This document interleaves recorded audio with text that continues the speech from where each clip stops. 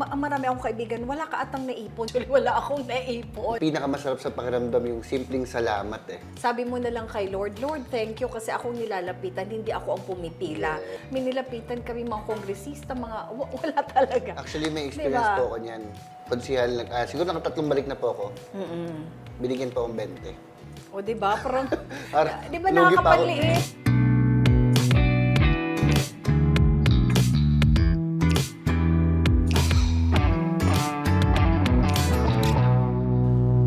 Para sa mga personality sa radyo, dalawang bagay po yan eh. Ano po ba yan? Aksidente yung napasok or talagang ginusto niyo po makapasok sa industriya? Naku, Kono, alam mo bang talagang pangarap ko na. It was my childhood dream na maging isang broadcaster. Ito, ikikwento ko lang kasi nung, aside from It Runs from the Blood, kasi merong kaming mga kamag-anak from mother side and father side na mga local broadcaster lang naman sa Bicol. So, ang mama ko rin, frustrated announcer. So, parang ako ang nagtuloy. At the time, meron kaming RPN DZKI sa Iriga City. And then, pag gising mo sa umaga, yung bintana namin, makikita mo talaga yung tower. Yes po. And then, tuwing umaga, pag nagtutoothbrush ako pag gising sa umabi ko, balang araw, magiging broadcaster ako. And every time, kaya nga nag-masscom din ako. Kasi sabi ko talagang gusto kong maging broadcaster. Pero nung mag-start ako sa DWIZ, I started from scratch. Kasi baka sabihin ng iba, overnight ko lang tong yung pagiging Nina Taduran. Of course, nag-start ako as clerk and then news writer and then broadcaster. Multitasking kami noon.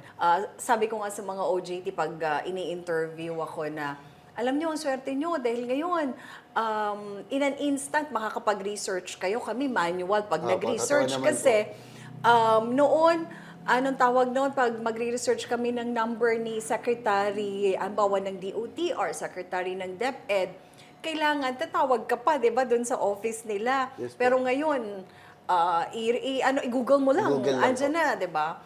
Ang training sa amin noon, ikaw na ang writer, ako pa ang newsreader, ako ang newscaster, ako pang magsusulat. So, tapos, di ba, ako pa yung,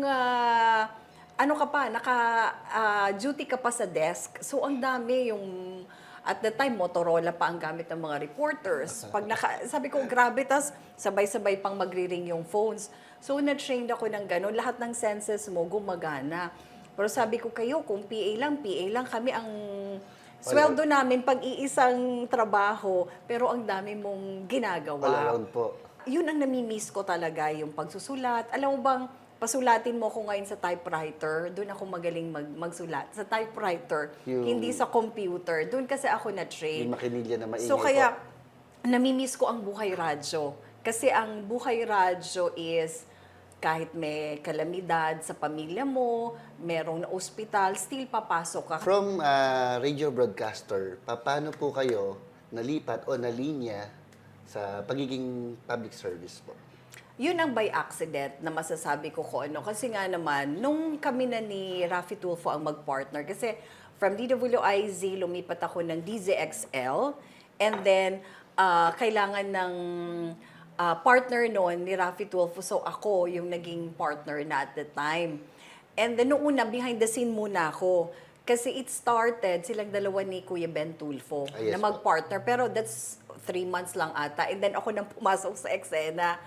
And then, after which talagang, ewan ko, kasi the title of the show is Wanted sa Radyo. So parang very Yes, very hard na show. Sobra. nakikinig And po then ako dun. hard-hitting pa siya, 'di ba? Knowing his personality. So paano napasok yung public service doon? Kasi nga naman, syempre, Once Tulfo, alam mo naman, they are known for the brand Yes. na tulong, pagbibigay ng public service. So kaya napasok yung public service show dun sa Wanted sa radyo. Pero nung una talaga, kasi it's a segmentized show.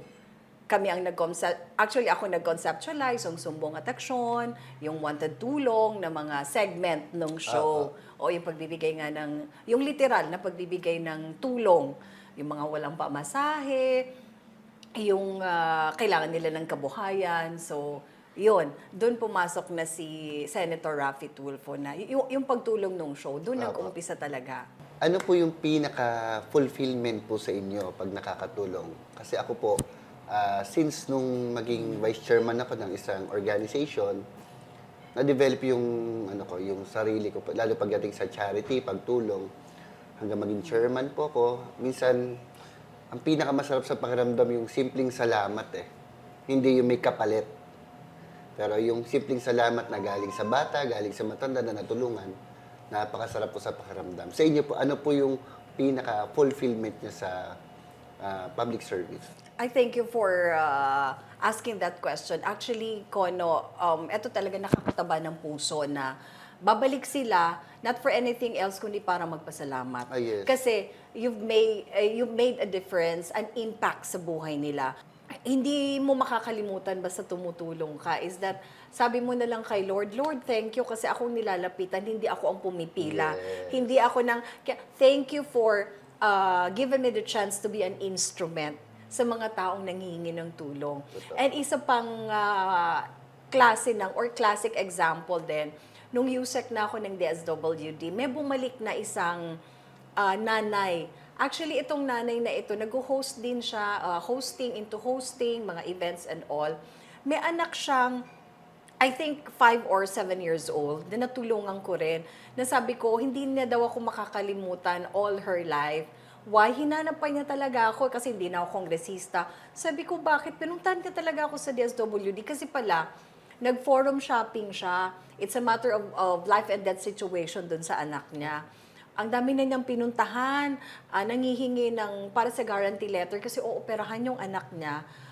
Mag-heart surgery yung anak niya. And days na lang ang binibilang. Pag hindi naagapan, wala na, parang gano'n. Alam mo, nagbigay ako, I think 1.5 million out from yung budget ko nung kongresista pa ako. Kasi hindi naman sa pagmamalaki, ako talaga binibigay ko yung maximum amount. Pag kailangan ng isang pasyente ng 500,000, binibigay ko yung maximum amount. Sabi ko sa staff, give the maximum amount. Why? Kasi hindi ko naman pera yun eh. Kailangan itulong mo talaga. So, kaya nagmarka ako sa kongreso, pinipilahan talaga yung office ko. Kasi sabi niya, Ma'am, thank you kasi yung buong cycle, kasi yung mga nagpapadialysis, kasi di ba may isang buong cycle yun eh.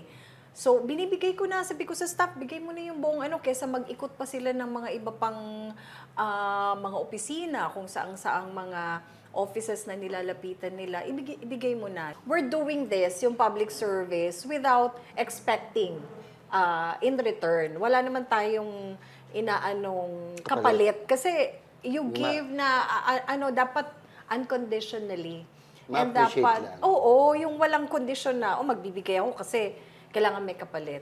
Kasi kahit wala pa naman ako sa politika, talagang tumutulong Giver na na ako po. quietly, discreetly, kasi hindi mo naman kailangan i-brag na, tumulong ako, nagbigay ako ng tulong sa ganito. Hindi mo kailangan ipagmalaki kasi or i-brag na tumutulong ka. Kahit quietly. Sa akin nga po, minsan magpasalamat o hindi, okay na po ako doon. Mahalaga, sa isang araw may nagawa akong mabuti. Actually, sabi ko nga, ngayon nalaman ko po yan. Sana nga noon, palang nakilala ko kayo. Namatayan din po kasi ako ng anak. Uy, sorry to hear that. 5 years old siya, butas ang puso din. Okay. Yan. Kaya medyo kanina na Oo, 'di ba? Kasi pag heart na, alam mo kaya na talaga ako doon, na ang tawag noon, iba yung nakaka-touch nung malaman kong may nagawa pala ako. Imagine di ko siya kilala. Inilapit lang yun nung kaibigan ko, sabi kasi nung kaibigan ko, kung saan na silang ahensya ng gobyerno lumapit. Pero syempre hindi enough yung siguro nakalikom ng mga 500,000 and they need more than that. So ako sabi ko, ibibigay ko. Kaya naoperahan yung bata. Ako po, yan. Kaya po, nagiging giver din ako. Meron o wala naman. Duman kasi ako sa buhay na upside down din po. Pagdating sa pagtulong, meron o wala. Tulong hanggat kaya. Kasi naranasan ko yung walang-wala at napagdamutan. So, ngayon, nakakangat-angat. Basta may humingi ng tulong, public service o personal, bigay po. As long as alam ko na hindi ako inaabuso. Totoo. Yun naman Actually, we're both the same kasi Yung papa ko din nung nagkasakit, alam mo naman pag cirrhosis of the liver, medyo mahabang gamutan. Siyempre, manghihingi rin ako kung kani-kaninong kongresista. And naranasan namin yung nilapitan mo yung isang kongresista, hindi nagbigay. Or meron mang senador, bibigyan ako ng 500 pesos, parang naano nga ako. Opo. Hindi ko makakalimutan yun. Ko, at the time, ang 500 pesos, parang 1,000. Pero parang sabi ko, mamasay pa ako, pupunta pa ba ako doon? Parang nanliit ako. Nasabi ko, pag ako nagkaroon or, kaya nga, siguro talagang God is good all the time. Yeah. Kasi when I was given a chance to be a lawmaker, syempre meron kaming budget for medical assistance. So, at least binigay ko. Kaya sabi ko, ibibigay ko lahat. Bakit ko naman ipagdadamot yun? Kumbaga, hindi ko naman pera yun eh. Yes. Pera yun ng taong bayan and dapat Tama. itulong natin. Tama. And, syempre, kung kailangan nila ng 500,000 halimbawa or 700, bakit mo hindi ibibigay? Di ba para hindi na sila mag-ikot or kung saang-saang tanggapan mag-ikot, yung mag-forum shopping. Yun yung inano ko sa sarili ko na I swear to God, sabi ko, it's my commitment na kaya nung naging lawmaker ako, binibigay ko. Dahil sabi ko, ayoko na matulad sa papa ko na minilapitan kami mga kongresista, wala talaga. Actually, may experience Diba? po